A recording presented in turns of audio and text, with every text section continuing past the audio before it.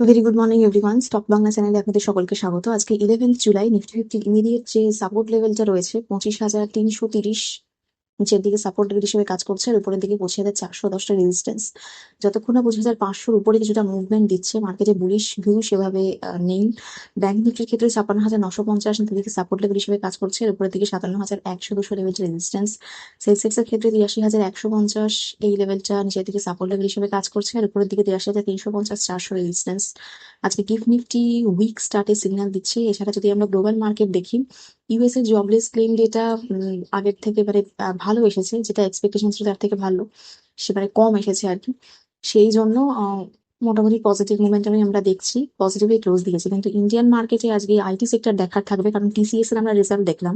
সেক্ষেত্রে আমরা প্রফিট দেখছি ওদের 6% আপ করেছে, কিন্তু রেভিনিউ 1.6% ফল করেছে। প্রফিট যা এক্সপেকটেশন ছিল সেটাকে বিট করেছে, কিন্তু রেভিনিউ যা এক্সপেকটেশন ছিল সেটাকে বিট করতে পারেনি, এক্সপেকটেশনের থেকেও বাজে করেছে। এছাড়া ওদের যে কনস্ট্যান্ট কারেন্সি রেভিনিউ গ্রোথ, সেখানেও আমরা দেখছি 3.1% ফল করেছে। রেজাল্ট খুব একটা ভালো নয়। এবার ওদের যে পরবর্তীকালে যে কমেন্ট্রি আছে সেখানে ওরা বলছে যে আহ, এর পরের যে ফাইন্যান্সিয়াল ইয়ার সেখানে ওরা ভালো করার চেষ্টা করবে, এআই বেস নিয়ে অনেক রকমের আর কি এআই বেসের কাজ হবে, এই সমস্ত কথাবার্তা বলেছে। কিন্তু তাতেও মার্কেটের যে খুব একটা ভালো লাগবে সেটা বলে মনে হয় না। তো আজকে আইটি সেক্টর দেখার থাকবে, তার সাথে সাথে টিসিএস এর সাথে সাথে ইনফোসিস, উইপ্রো এগুলোও দেখার থাকবে যে কিরকম কি মুভমেন্ট দেয়। এছাড়া টাটা এলএক্সি, সেখানে রেজাল্ট যদি আমরা দেখি যে প্রফিট আফটার ট্যাক্স 22% ফল করেছে, রেভিনিউ ফল করেছে 3.7%। ওরাও বলছে যে ম্যাক্রো ইকোনমিক যে আনসার্টেনিটি রয়েছে সেই জন্য ওদের এরকম আর কি রেজাল্ট, এবং ফিউচারেও এই আনসার্টেনিটির জন্য রেজাল্ট গ্রোথ স্লো ডাউন হতে পারে, এটা বলেছে। তো দেখা যাক এটারও কি মুভমেন্ট থাকে, এটাও আজকে ফোকাসে থাকবে।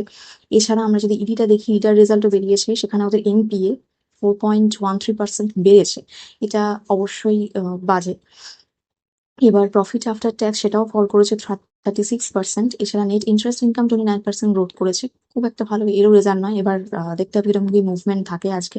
এছাড়া সিবিডিটি একটা গুড নিউজ এইটার জন্য যে বলছে যে বন্ডে ধরুন ক্যাপিটাল গেইনের উপর আমাদের যে ট্যাক্স দিতে হয় সেটা দিতে হবে না যদি বন্ড আমরা ইডিটার বন্ডকে কিনে রাখি। তো সেক্ষেত্রে বন্ড ওদের বেশি বাইং হবে, সেক্ষেত্রে এটা পজিটিভ নিউজ ইডিটার ব্যাপারে। দেখা যাক পরবর্তীকালে এটার উপর বেস করে কতটা আর কি ফাইন্যান্সিয়ালি ঠিকঠাক হয় এরা, এবং কতটা গ্রোথ হয়। তো ফোকাসে রাখতে হবে এটা। এছাড়া যে ভাইসরয় রিসার্চ আমরা আগের দিন দেখলাম বেদান্তা আর হিন্দুস্তান জিঙ্কের ওপর, যার জন্য আমরা 8% মোটামুটি পড়তে দেখলাম স্টকটাকে। তো সেই জন্য বেদান্তাও আমাদেরকে আর কি ফোকাসের মধ্যে রাখতে হবে। এবার ওরা বলছে যে আহ, বেদান্তার যে পরবর্তীকালে কোনো গ্রোথ হবে বা একটা কোম্পানি, তার অ্যাকচুয়ালি নিজেরই কোনো আর কি রিসোর্স নেই যেটা আর কি ওদের কোম্পানির গ্রোথটাকে হেল্প করতে পারে। ওদের নিজেদের ইনকাম বলতে বলছে যে ডিপেন্ডেন্ট, প্যারাসাইটের মতো অন্যান্য কোম্পানির উপর ডিপেন্ড করে ওরা নিজেদের আর কি যা সমস্ত ইনকাম সেটা হয়। তো এই রকম অ্যালিগেশন লাগিয়েছে, কিন্তু তার এগেনস্টে বেদান্তাদের ম্যানেজমেন্ট বলছে যে এগুলো এমন ব্যাপার না, যা যা জিনিস বলেছে, যেমন ওরা বলছে যে কর্পোরেট গভর্নেন্স ফেলিয়ার আছে, ডিমার্জারে প্রবলেম আছে, অ্যাকাউন্টিং এ প্রবলেম আছে, ক্যাপেক্সে ফ্রড আছে। তো এই সমস্ত ওরা কথা বলেছে ভাইসরয় রিসার্চ আর কি। আর কিন্তু বেদান্তা এর এগেনস্টে বলছে যে এমন কিছুই ওরা নতুন কিছু বলেনি, এই সমস্ত জিনিসই ওরা নাকি আগে থেকেই বেদান্তার অ্যানাউন্স করা আর কি, এই সমস্ত জিনিসগুলো। তো দেখা যাক নেক্সট আমরা এগুলোর ব্যাপারে কি কি ফিউচারে আপডেট পাই, বেদান্তা দেখার থাকবে। এছাড়া জেপি মর্গান যদি আমরা দেখি, জেপি মর্গান এখনো লং রাখতেই বলছে বেদান্তাতে, সেইভাবে কোনো নেগেটিভ ভিউ দিচ্ছে না। তো দেখা যাক, দেখতে হবে আমাদের, খবর দেখতে হবে, আপডেট রাখতে হবে। এছাড়া আমরা দেখছি যে প্রিমিয়ার এক্সপ্লোসিভ ওদের যে ডিফেন্স কোম্পানি, সেখানে আমরা দেখছি যে ওরা 18 কোটির মতো অর্ডার পেয়েছে। এছাড়া জোরিয়াক এনার্জি ওদের গ্রিন এনার্জি বুস্ট করার জন্য দুটো নিউ প্ল্যান্ট আর কি এস্টাবলিশ করার জন্য করতে যাচ্ছে।